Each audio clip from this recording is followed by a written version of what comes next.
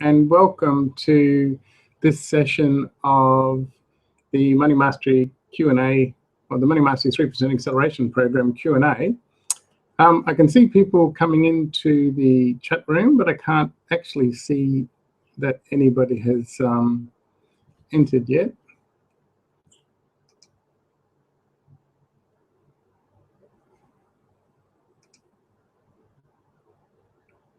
So I'll just give you a minute or two to enter the broadcast.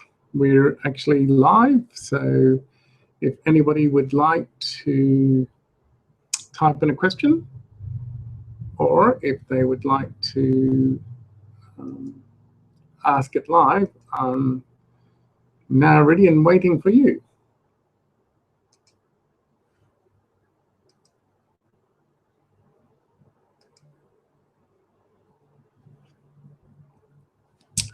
So I can see David, Amanda, Leonard, Justin, Fiona, and Barbara. So Leonard has a request. I'm just going to invite you as a speaker, Leonard.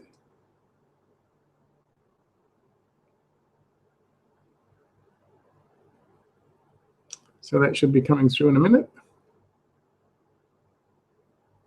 One of the things I realize is how much bandwidth this program or this software actually uses. So I think Barry and I are sort of coming to a conclusion. So I've invited you to speak, Leonard. Can you see or hear?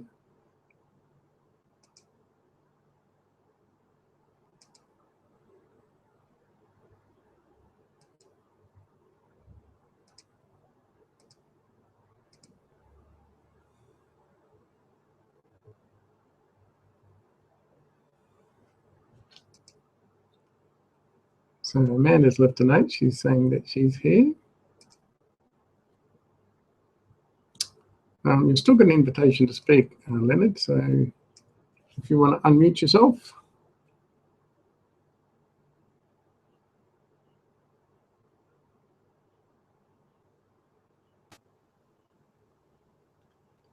Who's this coming through? Who's got the little gecko as an image?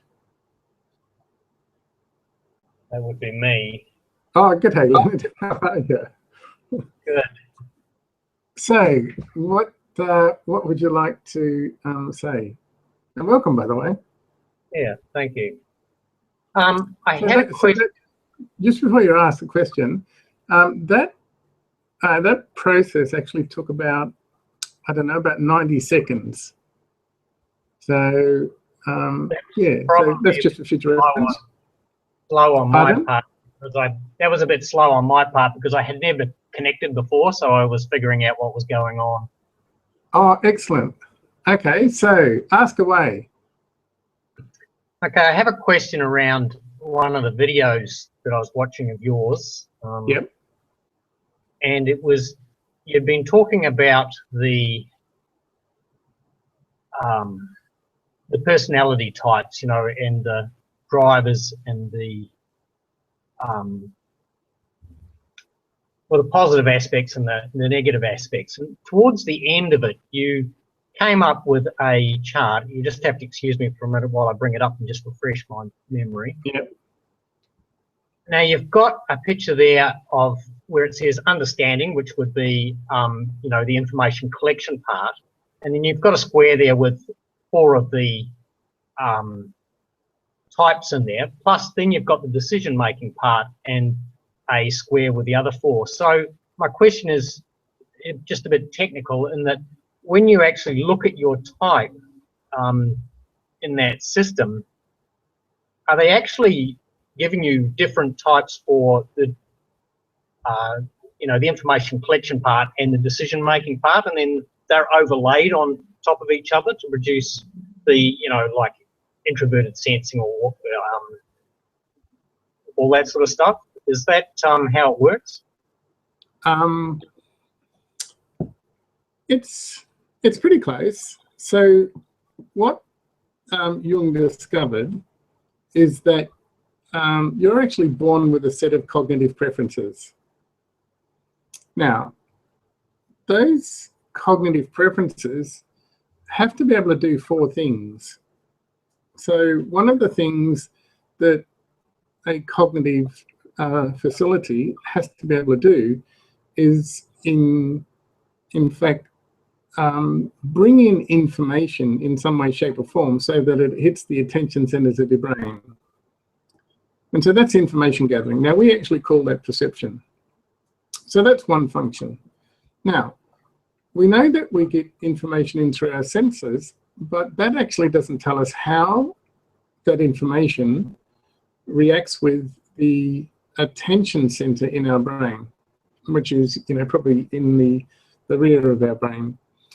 So now, once the information is in, now how do we actually evaluate it? How do we judge it? How do we make decisions based on that information? So that's another function we have to be able to have, or we have to be able to execute. So now we can get information in, and now we can make decisions about it. So, Hereditary gave us those 2 functions. But then, we're a human creature, and we have to move around our environment. And so there has to be some way for that human creature to deal with the external environment. How do we navigate it? How do we relate to it? And all of the, how do we actually survive in it? And how do we make sense of it? So there has to be some sort of function that points itself to be able to navigate the external world. But see, we're also a highly intelligent creature. And so a lot of what happens within us happens within the inner sphere of our being.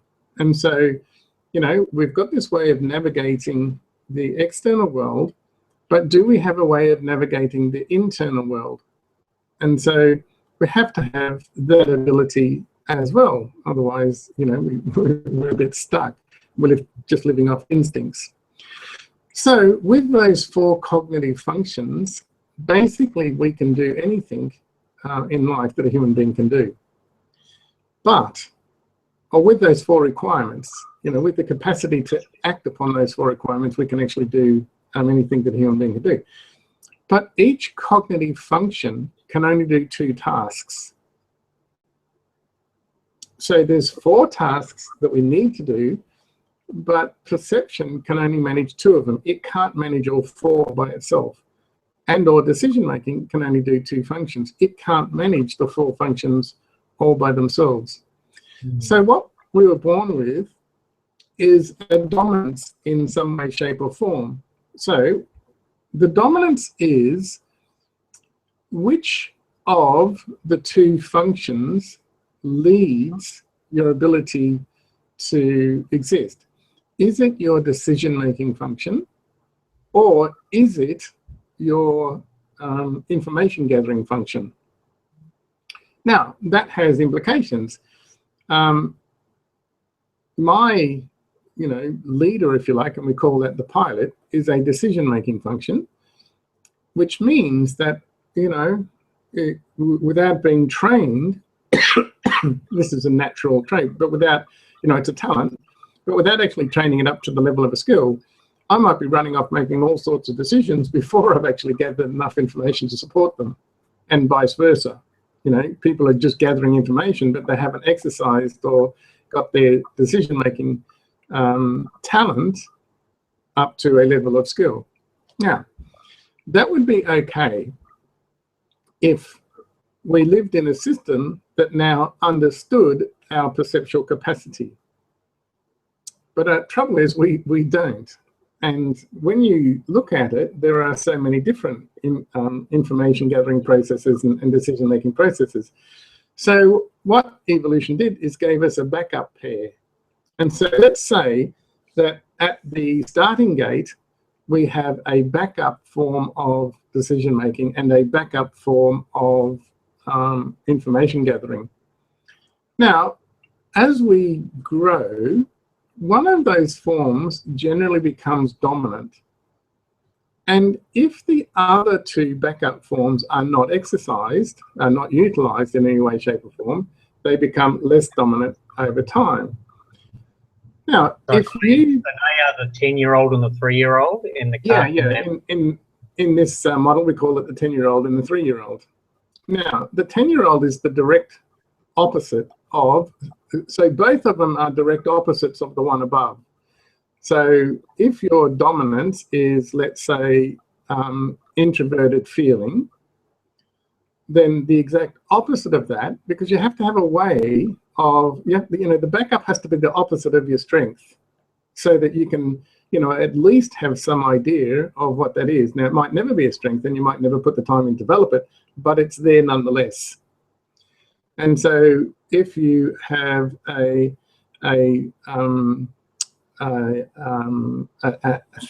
thinking decision maker, well, the backup one will be a feeling decision maker. Does that make sense? If you have an intuitive information gatherer, the backup one will be what they call a sensory one. Right, and if one's extroverted, the other will be introverted, or vice versa. If one is extroverted, the other one is introverted, because we've got to be able to deal with the external world and the internal world. And that's the difference between your pilot and co-pilot too. If one of them is introverted, the other one will be extroverted, simply because one function has to be able to do two tasks. So it's either going to be an extroverted or an introverted task, and it's going to be either a decision-making or an information gathering task. And then the two below that, which is the 10-year-old and the 3-year-old, are going to be the direct opposites, but they will each also have their introverted and extroverted function. And when you look at your diagram, you will notice that your pilot, which is your dominant cognitive process, if you look at your 10-year-old, the 10-year-old will have the same orientation as your pilot will. In other words, if your pilot is extroverted, your 10-year-old will be extroverted. Right. If your co-pilot is introverted, your 3-year-old will be introverted. Now, that causes a bit of a challenge, because generally what happens is you become really comfortable in either not that you're an extrovert or an introvert. I'm not talking about that. I'm not talking about the first letter pair. I'm only talking about, the 2 letter pairs in the middle. If you have an extroverted orientation in your pilot, you will tend to be more comfortable navigating the external world. And so your 10-year-old will also have an extroverted function. It follows on from your pilot. The challenge is that the co-pilot is the opposite orientation. And if you're more predisposed to dealing with the external world, what you'll do is consult your 10-year-old more than you'll actually consult your co-pilot, simply because it's a natural thing to do, because you're more comfortable with the extroverted function, and vice versa. If your pilot is introverted, your 10-year-old will be introverted. And so there's this sort of cross dialogue going on, but you're really consulting with the 10-year-old and so your co-pilot is sitting there, but it actually doesn't. So it sits there as a talent. You're born with this talent, but unless you actually develop it, it doesn't actually develop itself into a skilled level. Yeah. Okay. And that's what I've been doing for the past 20 years. When I started to realize that, so I'm a natural introvert. When I go to network functions, I'll be the guy standing in the corner, trying to sort of look busy with a cup of tea. I really don't relate well. If I go to parties, it's the same thing. I'll try and find somebody, at least 1 or 2 people that are interested, or that are sort of a bit isolated and that are interesting to talk to. But I just can't move around and look busy or anything like that. But in order to run my businesses, which means that for the past 20 years I've been a platform speaker, I've actually had to take the extroverted function of me and really turn it into a skill. Mm. Yeah, most people, if they look at me on stage, they would never swear that I'm quite introverted.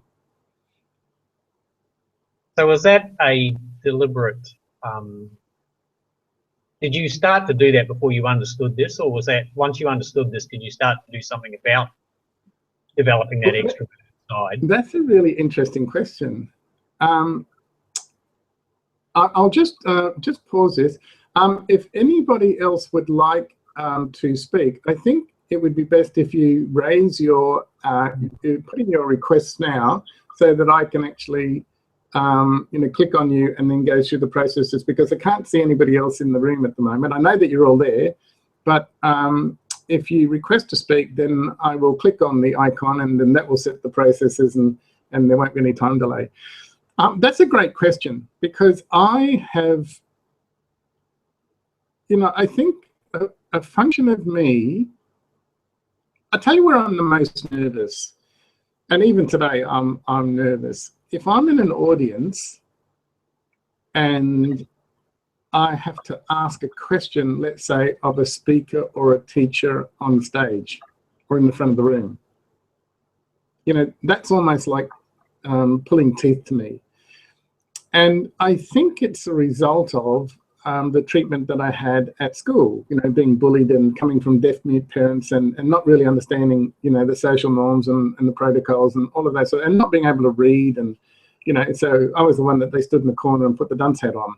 This is back in the 1950s, so, it's a different time then. But totally embarrassed and totally, I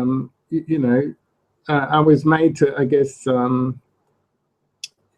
well, I think there was a fairly solid attempt to shame me into, thinking I was stupid or something like that. So, but in saying that, when you're on the stage, do you feel that same thing, or is that completely hang on, hang on. I'll tell you where the change happened, where I actually recognized it. Now, and so I've always gone through that process. I'm really shy. I couldn't speak in public. I'd rather die and all of that sort of stuff. And then my father died. Now, I'm not exactly sure when he died. I can probably turn to the death certificate that sits in my drawer just in this desk. But it's actually quite a while now, quite a while ago. Anyway, so, we organized the funeral, and my siblings and I decided that each sibling would like to say something at their funeral. Now, my father was deaf-mute. And so in the service, basically half the deaf community of Melbourne turned up. And so what would happen is that so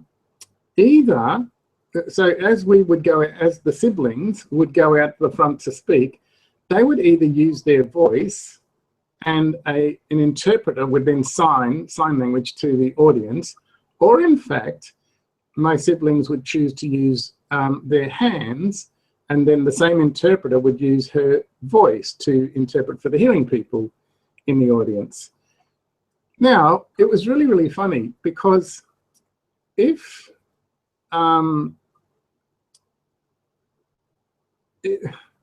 when I got up to say my bit, everybody thought, and I don't know why, but I don't even know why myself, but everybody thought that I was going to sign, because that was my language, and it was Dad's friends.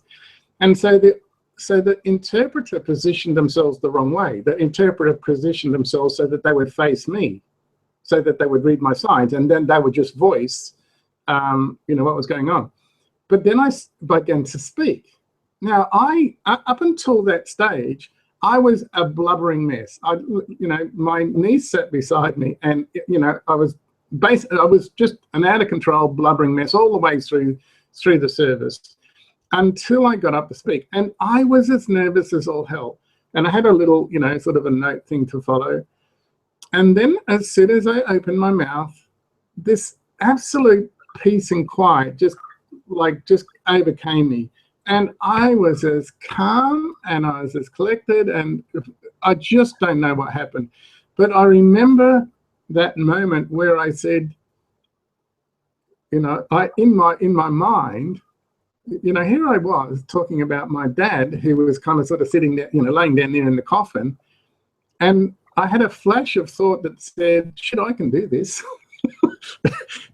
And at that moment, I thought, I can actually talk in public. And I had no fear. I've never had any fear. You know, do I get a little bit nervous? Yeah, sure I do. But I've had no fear, no lack of confidence ever since. And so that's the moment I understood that I could do it. And then all of the, you know, the sort of the academic stuff was accumulated after that, because, you know, I wanted to find out what was actually going on. Mm.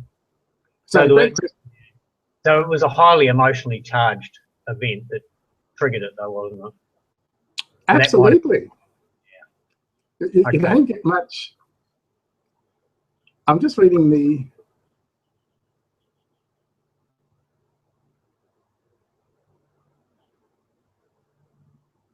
So Amanda says, sorry, all the images of the participants. So on broadcasting, Leonard's been able to make it in. I can't see any of the participants either. My screen looks a bit different from the others, Justin says. Amanda says, I can't see the microphone options. Okay, so we know it's working because Leonard made, you know, made his way into this. I'll just check the other. Okay, so let's go back to here. Can anybody see the little, so on my control panel, to the right-hand side, I've got a red finger that basically has the word request under it. So there's admins, attendees, buyers, and requests. If you can, here, Fiona's just pressed that request button. So I'm going to invite Fiona as a speaker. Now, if that's anything like Leonard, it'll take about 90 seconds. So Amanda, can you see that little red finger? That's a request to speak. The same for you, Barbara, Justin, David. And I'm pretty sure that after that works its way through, then that's when people will start appearing on screen. Okay, so here's Fiona and Darren. So that's about right, so it's about 90 seconds. Hi, Fiona. Can you hear me, Fiona? Okay, I can see you, Fiona. I can hear you in the background.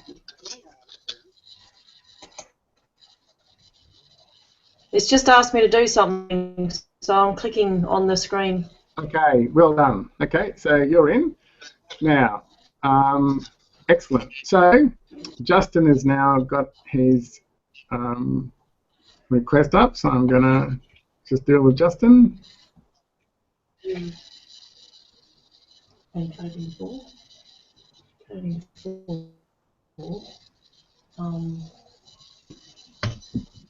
Yeah, I'll just mute you for a bit, Fiona.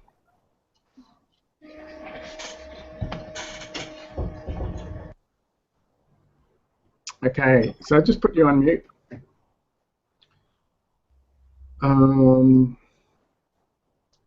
Okay, Barbara, Amanda, David. Okay, so David is, I've just now seen David, and so I'm inviting you as a speaker, David. Okay, so Justin's with us now, Fiona's with us, so if you have any more questions, Leonard, if you've got another question, I'm happy to answer. Yeah, okay, hang on a second.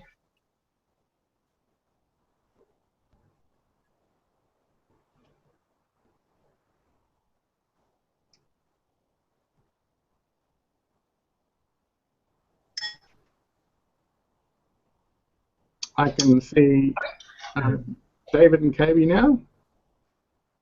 Okay, so fire away, Leonard. Okay, from the previous month's videos, I think it was month 2, we were talking about content and structure, and I'm still, I don't know, just thinking about it and trying to get it straight in my head. Now,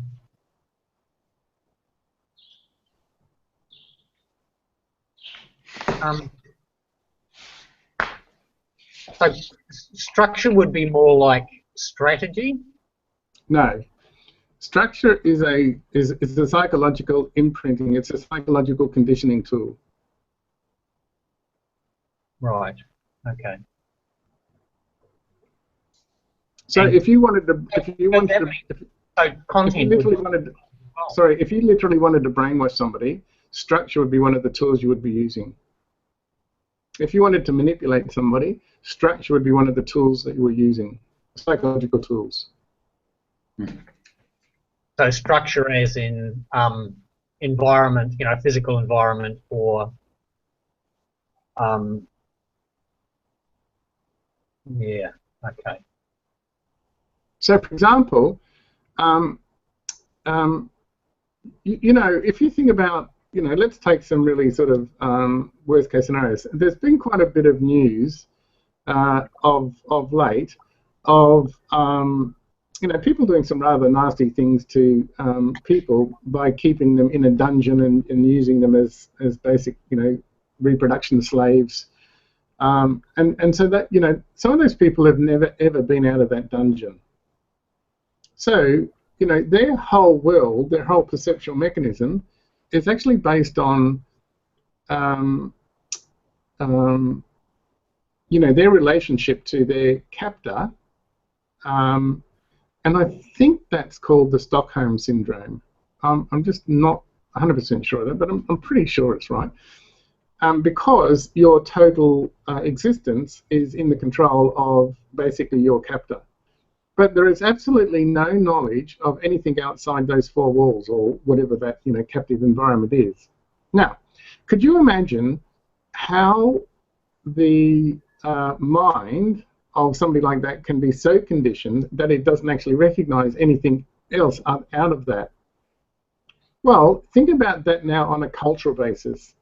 If you have been told to do something over and over again, if your understanding of the model of the world, if your understanding of the world was shaped by, let's say, you know, some really very tightly controlled philosophies or ideologies, or you know, we can think of sects and cults, and we can think of even, you know, on a nation sort of thing. We can, you know, we can go back into the last century and look at things like the Holocaust, and, you know, how did they actually come about?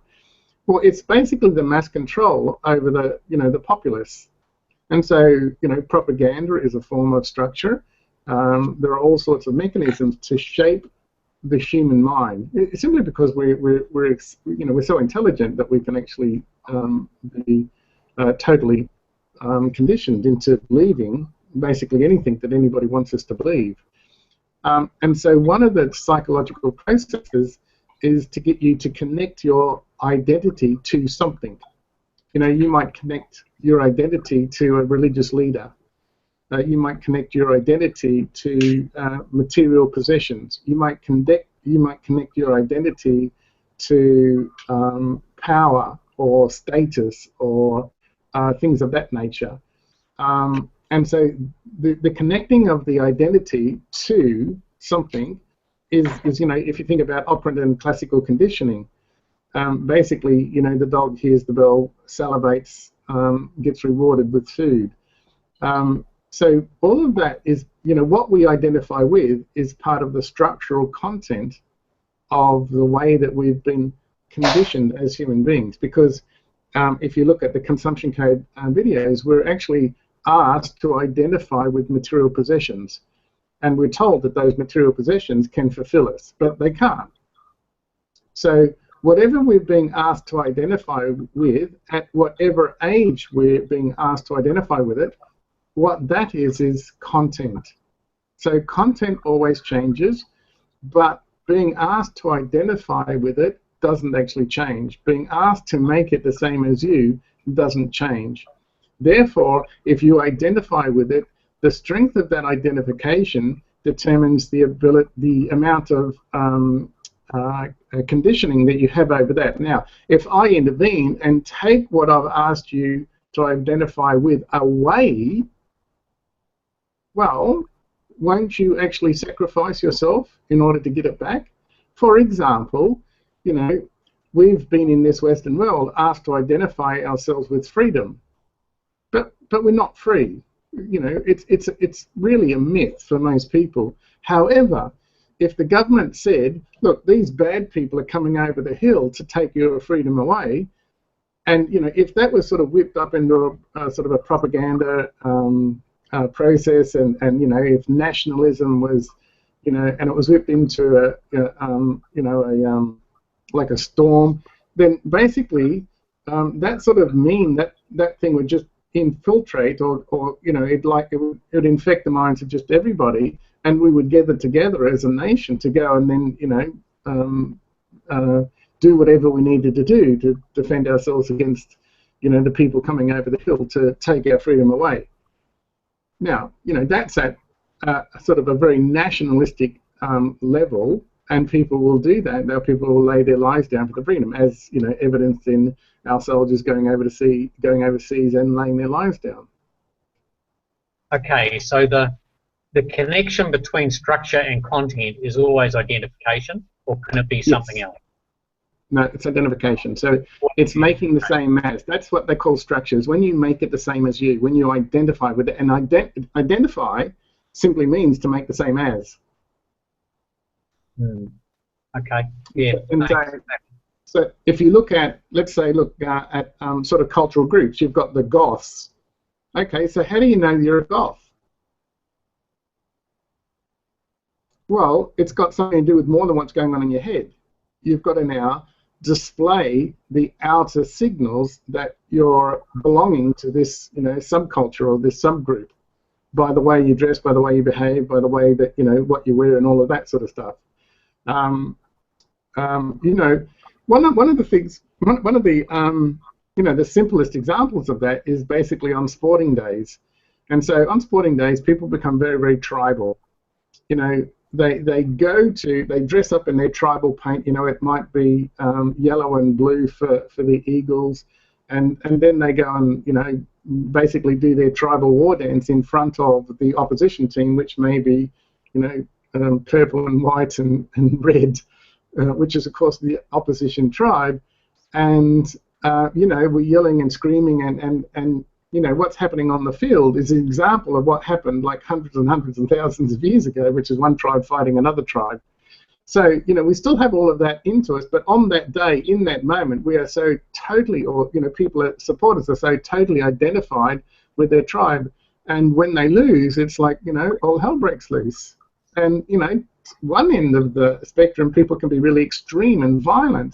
You know, if you think about some of those soccer matches, for example, again, that's the identification with, because if you didn't identify it, it wouldn't affect you emotionally or psychologically.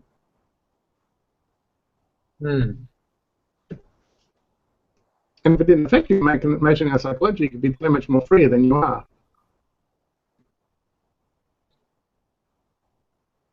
But it's a hard thing to get your head, you know, wrapped around. But it's such a powerful lesson. At least I found it being such a powerful lesson.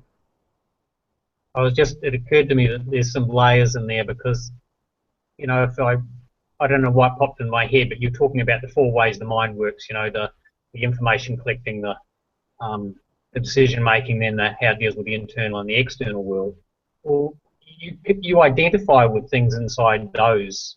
Well, particularly with the internal and the external world, I can see identification of things in there that exist in my life. So yeah. So I'm creating this, but for an internal world, am I actually creating the structure as well? Yeah, like mostly. Yeah, okay, yeah, of course. Because again, if you think about your story, see, you think about, you know, you think about the things that won't allow you to progress from point A to point B. You know, there might be quite a few things in there that are now presenting themselves to you as problems. Now, you know, you're an intelligent man with a lot of life's experience. Why isn't it easy for you to just say, well, okay, I'll ditch that and I'll actually just now take on board this? You know, and that goes for everybody that's on the call. And it's really difficult to do. And when you actually start to think about what you're identifying with is generally a solution to a problem that you actually had during your formative years, up until about the age 7, you know, and a bit beyond that. And so when you were growing up in your formative years, you were facing all of these challenges because everything was new. It's a new environment, it's a new world, it's new people, you know, it's new school stuff and all of that.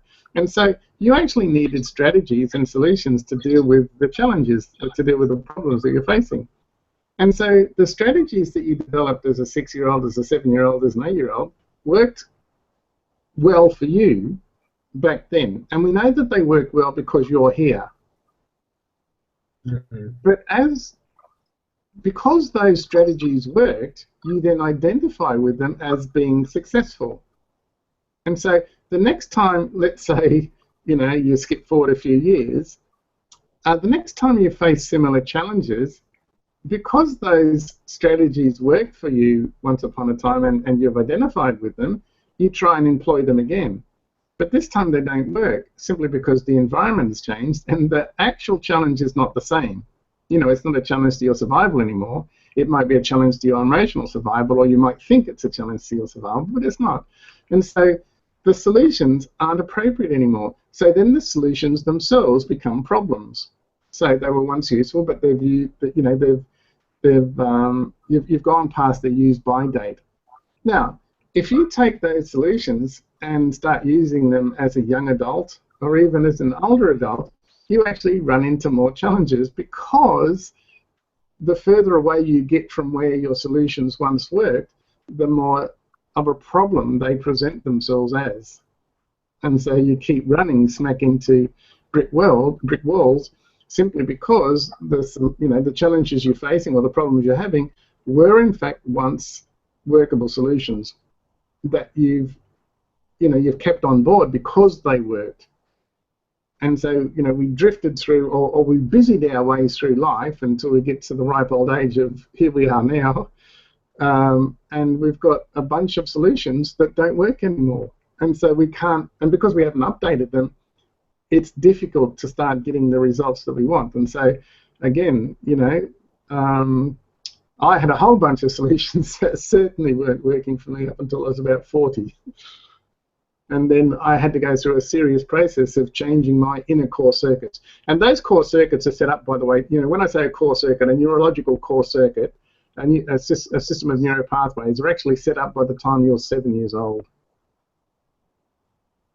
Right, and there's, you know, obviously I know what you're talking about. I'm still struggling with some of those things that I'm carrying through, but those things are those thinking loops you talk about. Yep. Is that part of it? Yeah, yeah. Because again, that thinking loop is a series of strategies, isn't it? You know, I have that, then I have an emotion, then I have this thought, then that produces a behavior, which then produces a result, which then becomes habitual. Now, you know, somewhere in one of those processes, one of those videos, you'll see the definition of self-directed neuroplasticity. You know, that's actually how you rewire. You'll see the formula for self-directed neuroplasticity. That's actually how you rewire a core circuit. Trouble is, most people can't rewire the core circuit for them by themselves. You know, some people can, but most people can't. And that's where you actually need the greatest amount of support. You need somebody to basically keep holding your hand and keep, you know, screaming or whispering in your ear, "You're off track, you're off track, you're off track." Yeah. Now, what I mean by that, it will always come out in language patterns, it will always come out in behaviors, it will always come out. And we're, as a society, we're just not good at really supporting a person to evolve.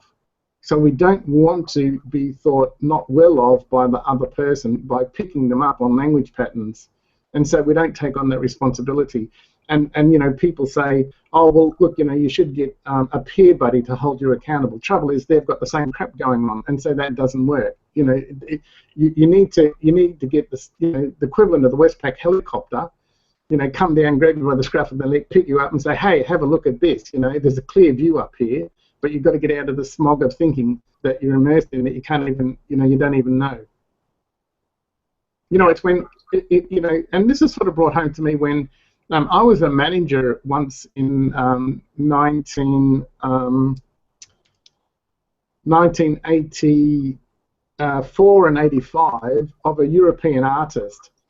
And that European artist came from Poland, and so she came straight from Poland to Gippsland, or East Gippsland, down in Victoria. Now, I don't know whether you've ever been there, but it's actually really beautiful country. You know, it's kind of sort of really near, not too far away from the Snowy Mountains, and there's great pasture, and there's great hills, and there's great timberlands and all that sort of stuff.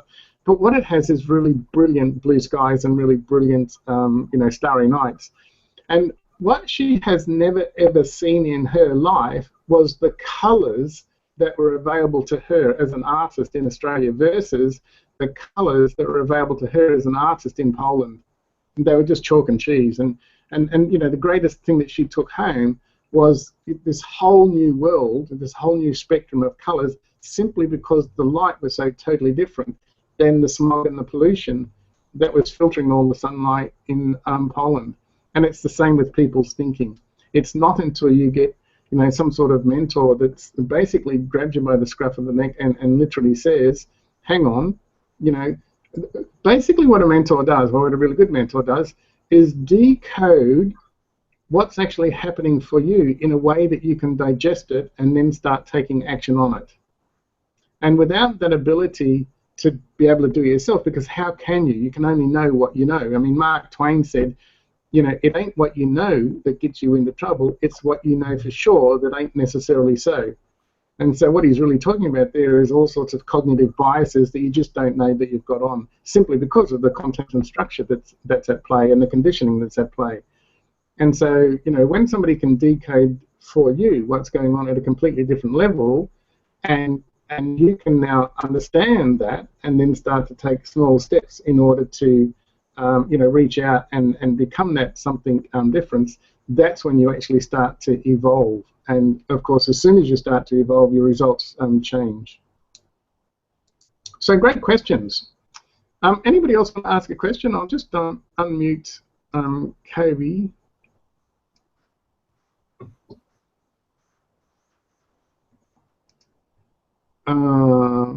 Okay, so you should be unmuted now, I hope. The others seem to be dropping off the call. So I think, just while I've got you there, can you hear me, Kobe? You. Okay. Yeah. Yeah. So just hang on. What I'm going to do is I'm going to go back to GoToMeeting for these calls, because this technology, you know, whilst it's sort of great and it had, you know, some potential, it's just too cumbersome and people are falling off the calls. You know, basically, we can see, you know, there's 3 or 4 people that have come and gone, and whilst they may be sitting in the chat room or writing questions, it's just not a reliable technology. And you know, some people are still trying to get in, and you know, we're 45 minutes into the call. So you know, I'm going to go back to GoToMeeting. It's unfortunate. We sort of had great hopes for this software, but it's just too unreliable and it's too difficult. So look out next week for, you know, there's only about a quarter of the people that have registered for this call are actually finding their way into the chat room. So that's just not good. So, Kobe, a great series of questions by our colleague in, where are you, Sydney, or you're in Sydney, aren't you? No, Queensland. Is that right, Leonard? Yes, Queensland, Brisbane. Yeah. Okay, so Kobe.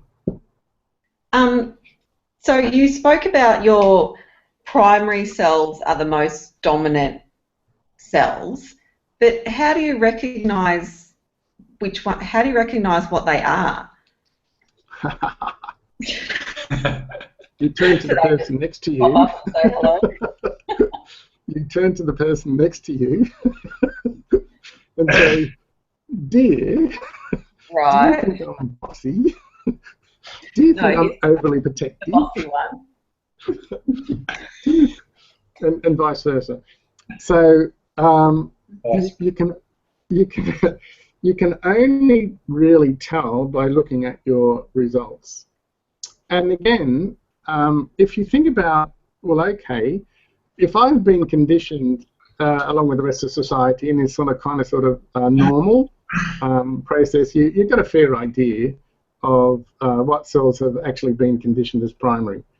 If your original upbringing was actually quite threatening, you know, let's say it was in an abusive household or you know, some sort of unsafe, well, then you can be damn sure that all of those protective cells were the dominant ones to develop.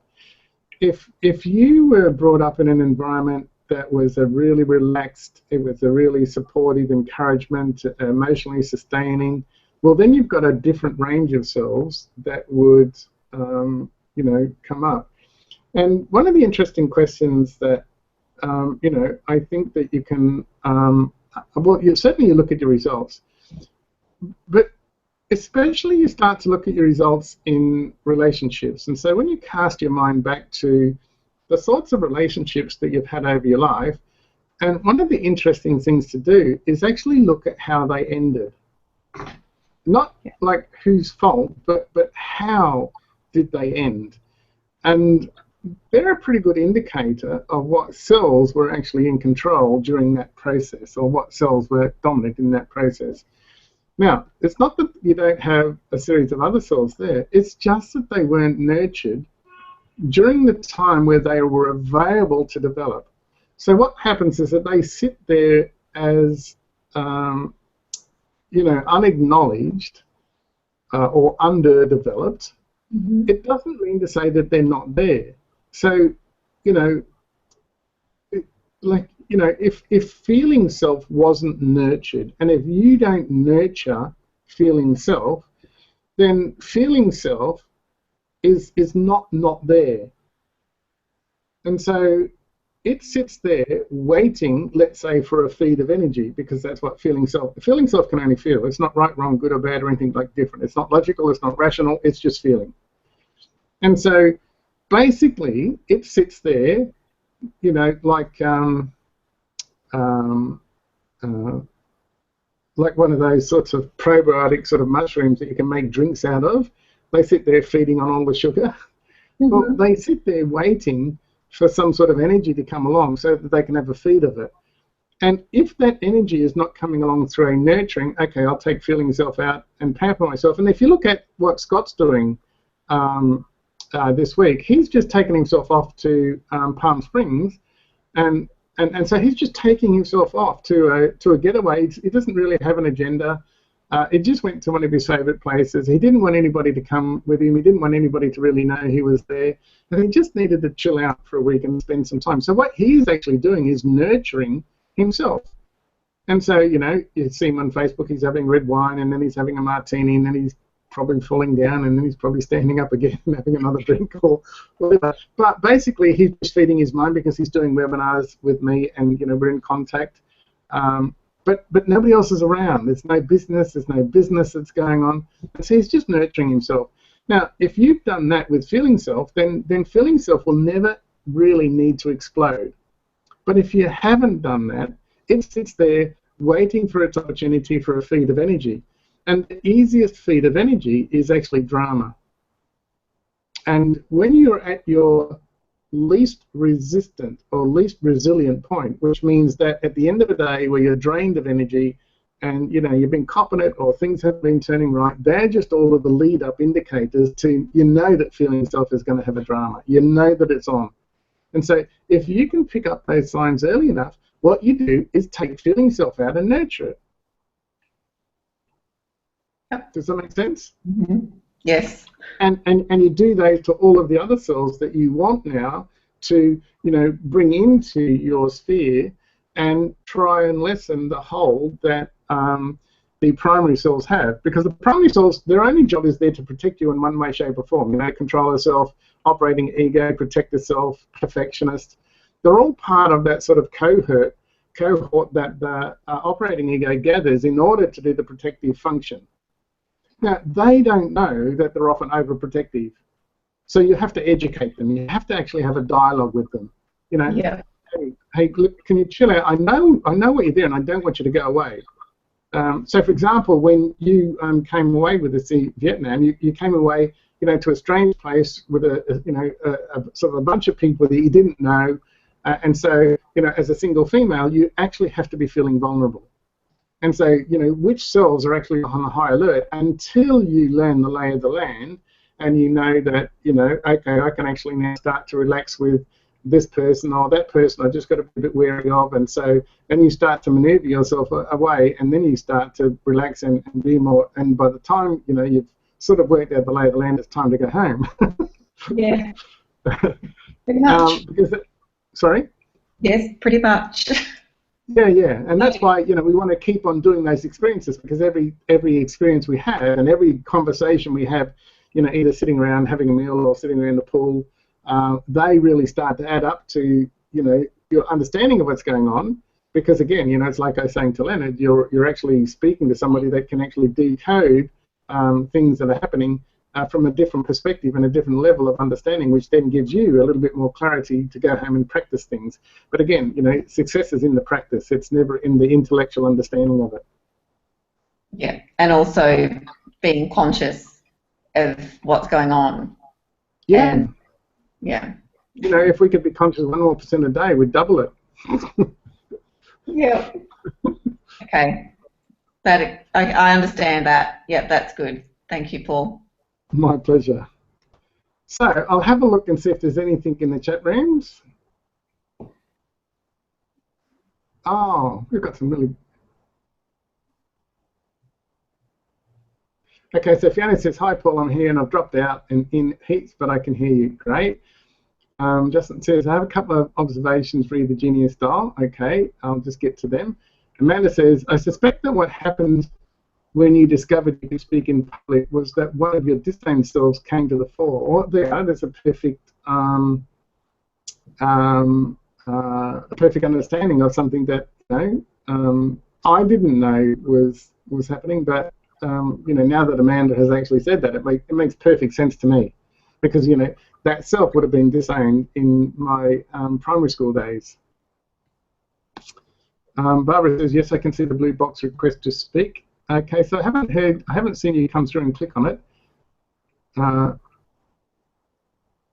Amanda says, I've got a blue box up at the top left. That's the chat box. Okay, so Justin, I can't see you. Let's go back to the chat room. Justin, see if you can put your request to speak up again. I'll just return you as an attendee. So Justin, so enact that request to speak again.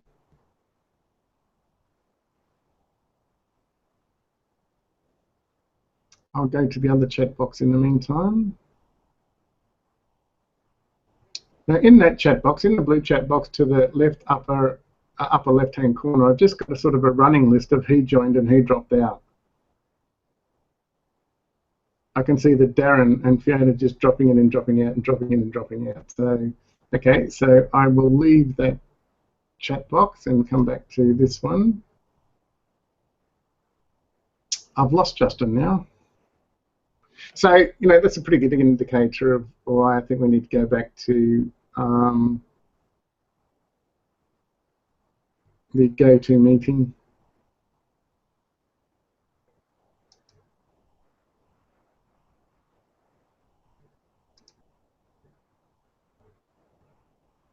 Hello, little person behind Kobe.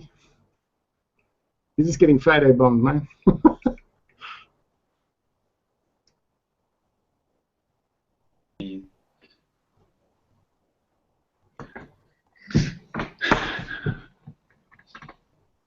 Justin says he keeps dropping out every 10 minutes. Hey, Paul. Yep.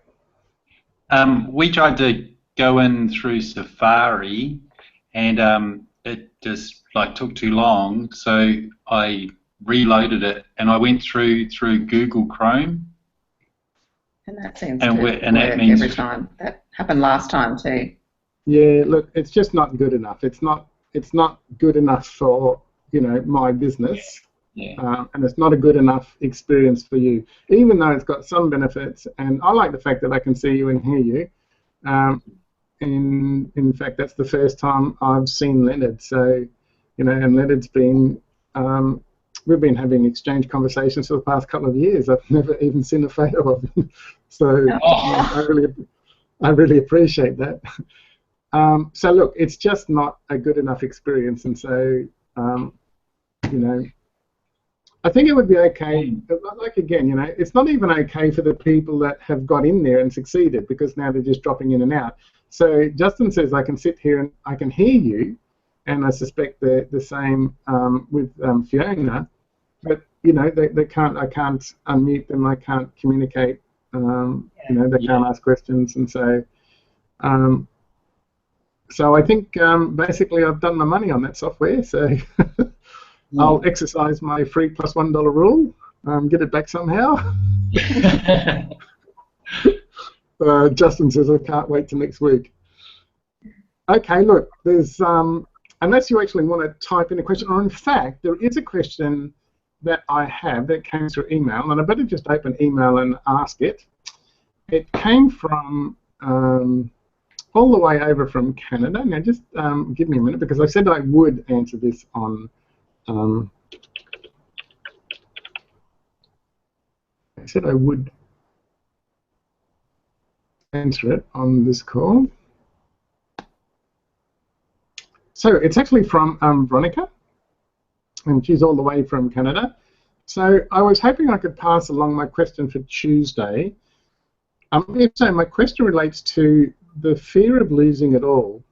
Now, while I'm excited and eager to recognize that I too can become financially independent, I recognize in the back of my mind that there's a fear that I'm going to lose it all once I gain it. Sort of like, you know, people who, you know, win lottery. So I was wondering if you could speak about that fear and how to handle or manage it. Isn't that a great question? So if you think about the fear of losing it, the fear of losing it all, and then you start thinking about where might that have come from? And so chances are, well, the one thing we know, that fear is actually a learned behavior. So it's a learned fear. It's not something that we're naturally born with. And so, you know, we've got to understand, okay, so what's been going on in our past set of experiences? And where have you experienced the loss of it all in some way, shape, or form? You know, as children, did somebody pinch your marbles? As children, did somebody steal your toys? As children, did you lose your parents? As children, did you lose, you know, did your house burn down? So we can see that there's all these sorts of experiences. And then when we come into this sort of adulthood, you know, if you think about how many people are basically conned out of their money or conned out of their possessions in some way, shape, or form. Now that gets back to, you know, the contented structure that I was talking about with Leonard. You know, the extent of the loss, what you've actually lost, creates a great sense of, you know, fear and shame and all of that sort of stuff. But let's even say that you're trying to be a little bit independent, and especially if it's not totally true, but it is actually more true than not true. You know, let's say a female tries to gain some sort of independence by trying to provide for the family in some sort of extra way, and you know, some soothsayer comes along and basically talks you out of 10 grand, 20 grand, 30 grand, 40 grand, 100 grand, 200 grand, whatever it is.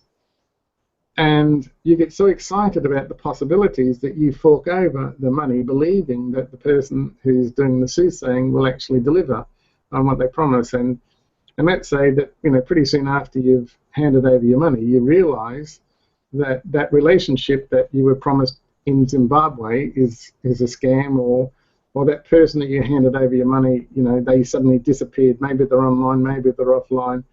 And so, you know, what does that do to your internal model of the world? Now, if you think about all of those things that add up, you know, especially in a relationship, then what sort of pressure does the partner either overtly or covertly place upon you because you lost some money, or because you stuffed this up, or because, and that becomes really, really difficult to handle. But so let's go and look at the timeline from, you know, when we're sort of born to where we are now, and how many experiences did you have that actually let you down? And so now I'm afraid that if I actually start again, I fear that I will lose it all. So we know that that's learned. But if you think about, well, what's actually underneath all of that? What's actually driving that? Now, my guess is, and you know, I'm pretty sure that there's lots of variations on this theme, but my guess is that one of the things that's sitting underneath it is actually the fear to invest in yourself, because it's you that has actually not been performing. And so there's this subconscious doubt that's going on, and you're afraid that if you take this next step, subconsciously you won't actually be able to produce the goods. And so what we tend to do is rely on other people producing the goods. And so, you know, we go and invest this money in trading systems and expect the market to give us money simply because we're going into this trading. But the market can only do one of two things: either take your money or give you money. Now, if you're not suitably skilled, then the only other thing that the market can do is actually take your money. But you blame trading and the market rather than the lack of development of your internal skill. And so the fear of losing it all, for me, I think the thing that sits underneath that is a sort of a disbelief in yourself and an inability to really, you know, take it on board that you've actually got to do the learning to evolve up to the level of skill where you can actually cause something to happen. Because at the end of the day, you're either in control of causality or you're letting external environment do the causality, and you're sitting there pretty much as a puppet of external experiences, and you know, being afraid of those external experiences now sort of suddenly coming into your life and taking something more from for yourself. So I think it's got to do with your internal image of yourself, your internal confidence about your own ability, your internal confidence about your ability to evolve you're a model of the world, your belief systems, so that you can now gain that level of skill and sophistication where you can actually start to control the outcomes. If you're not actually at that level, then what you will be subject to is the norm of all of those conditioned people around you, which then makes the market in control. And so if the housing market collapses, you've got to wear it. If you know, the share market collapses, you've got to wear it, simply because you didn't develop your understanding, you didn't evolve you. And so, you know, I'm talking to a whole bunch of traders, and you know, I keep on saying that there's two sides of trading. There's the mechanics of trading, and then there's the psychology of trading. One has to do with, you know, getting in and out of the market. The other one has to do with the development of the trader. And yet everybody puts 99% into the development of their understanding of the mechanics of getting in and out of trading situations and market situations and how to learn indicators, and they put 0 to 1%, you know, process or focus on actually evolving them and their inner voices, their inner psychology, their strengths and weaknesses. And of course, the market will always win. The market will always win, and it doesn't matter what medium you're actually talking about. So it's not having enough faith and enough confidence and enough belief in yourself So therefore, you won't actually go and make these opportunities, you won't go and make these investments, because somewhere underneath that fear is the fear that, it's got nothing to do with anybody taking away from you. It's just that you can't actually perform at the level that you need to perform at to make sure that causality is on your side. And so that's the way that I would respond to that question. And then the active steps I would take is now to start concentrating on the development of, my inner emotions, my inner psychology, because those core circuits are already established. And unless those core circuits change, then there actually can be no progress. There can't be any evolvement. It's like mindset. It's a set condition. It's mindset. And so without that flexibility, nothing evolves. So great question, Veronica. And if you get this in replay and you want to ask another question, a subsequent question, please feel free to type in the question, and we'll see if we can have another crack at it in our next meetup. But as there's no more questions, yes, Fiona, I am recording this. As there's no more questions in the chat room, let's bring this to a close, shall we? Oh, sorry? Can I squeeze one in? Yeah, sure. I'll just put you up. Okay, go ahead. Okay. Actually, that was quite helpful, that question of Veronica's. Just I've had that issue myself, and what I think that you get the fear because you're actually trying to tackle the wrong part of the problem. It's just my observation is you're not ready to do the bit that you're being offered, and you need to go and sort these other bits out on the side, which you're ignoring. Yes, I don't know. That's what it occurred to me when I can see where I've done this myself. Again, that sort of central lesson, that central idea, will have many little permutations, and that's why I say, the job of the mentor is to actually tell you exactly what part of the jigsaw puzzle to do next. Now, by definition, they can do that because they have evolved themselves up to a level where they've actually been successful. And so once you actually are familiar with what it actually looks like, what the process looks like, you can actually go backwards through that process and pick up any point of it along the timeline that people are actually on. The trouble is that people have not experienced the outcomes that they want, so therefore from where they are to where they want to is like it's darkness. There is no illumination. So you're guessing, and so our inner voice says, oh, we should concentrate on this and not this. We'll avoid this. But in fact, that actually might be the part that you actually need to do, but you convince yourself to do a different part. And it's only with that sort of external mastery feedback where you get from people who have actually done the processes. Otherwise, it's just advice, and those people who are offering advice, they haven't been through, that process themselves, and so again, it's just as dark for them. They're just working off theory, not sort of episodic knowledge, as what I say. And so that's where that sort of, mastery external feedback is worth its weight in gold. Otherwise, you spend years and years and years like barking up the wrong tree or trying to solve the wrong problem first. And of course, that's what the consumption code wants. The consumption code wants you to spend most of your decades on planet Earth trying to solve the wrong problem first. Yeah, how true. The question was around the plot and the victim and the villain. Now, we're on this journey to find, our own hero, but is that a balancing of the victim and the villain? You talk Yes. about having the three, the three identities, but obviously they all have to exist. And what's the relationship between those three? In that, how does the hero develop out of both of them? Obviously you have to be, if the hero develops out of them, then you have to be both the villain and the victim. Otherwise, you're not going to be a well-balanced hero. Not necessarily. Not necessarily. But it's a good question. Now, you said, what's the relationship between them? The relationship between them is the plot. Okay, so now in the plot, look, we are basically, as human beings, we're all born victims.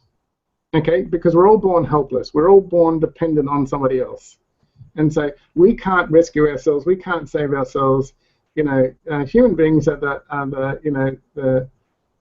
highest like mammal that we sort of functionally know. Whether it's true or not, it's a different story. But you know, we're kind of sort of this high-level functioning mammal. But we are the one that actually takes the longest to nurture into a point where people can survive. And when you think about teenagers, if you let them loose, it's pretty difficult to survive. And so again, we kind of sort of keep them at home as parents, and then we keep on nurturing. And even at young adults, they're still not ready for this world. Whereas 100 years ago, if you were 12, you're out there basically full-time working, and maybe 50 years before that, you were basically out there full-time working when you're 6. And so again, it's an environmental thing, and we talk about West Australia being a nanny state, or Australia being the nanny country, because now we've just got a rule for everything. So we're born vulnerable, and so that's our energy system. Our energy system takes on the energy or the identity of a victim. Now, how do you actually learn to play that role? Because it is a social role that we actually learn to play. Well, there is actually only a couple of ways that you learn to play the role. And so the easiest way to learn to play the role is to play opposite the energy of a victim. And so, what makes you a victim? Well, somebody keeps picking on you. So, okay, so then how can I develop my role as a victim? I'll go out and find a villain, because I have to, identify myself as playing against or opposite somebody. So, I talk about there is actually no such thing as Juliet. Juliet is only relative to Romeo. If there's no Romeo, Juliet doesn't exist, because, in the great Shakespearean tragedy, Juliet is only relative to what she is not, or only relative to the opposite. And in this case, Shakespeare wrote in Romeo as being the opposite.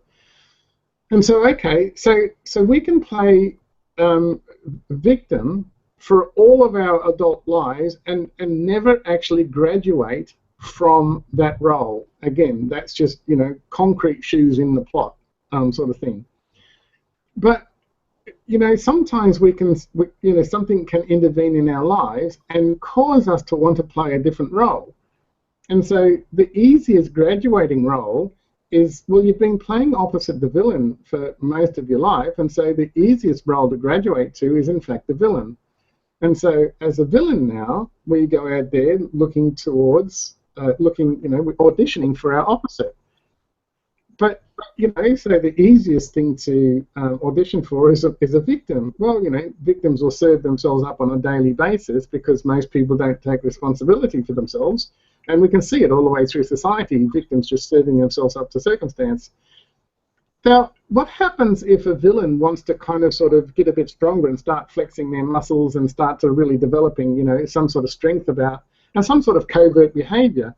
Well, we need somebody stronger to play opposite. If you want to improve your body at wrestling, you need to wrestle a bigger person.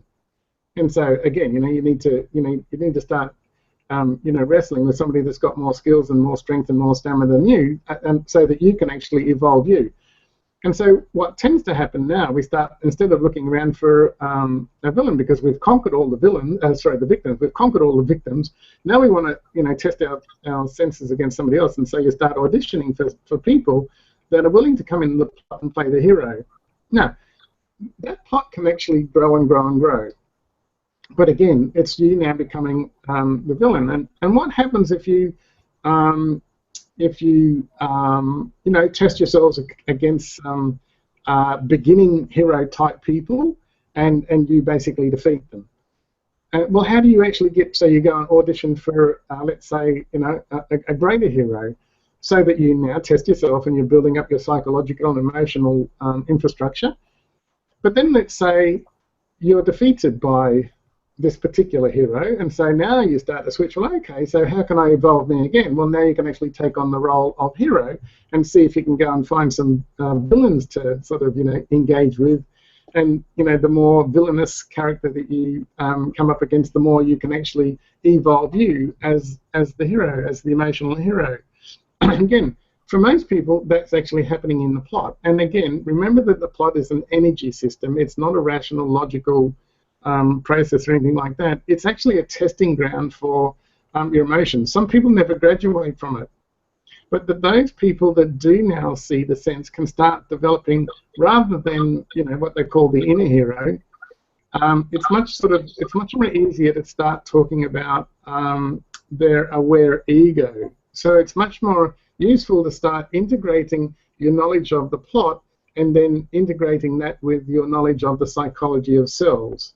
Because we can actually almost directly overlay the plot into the psychology of the cells if you really want to spend some time doing that. And then when you look at the operating ego as basically the villain, and then how do you evolve past that, where you just disengage and you develop what they call an aware ego.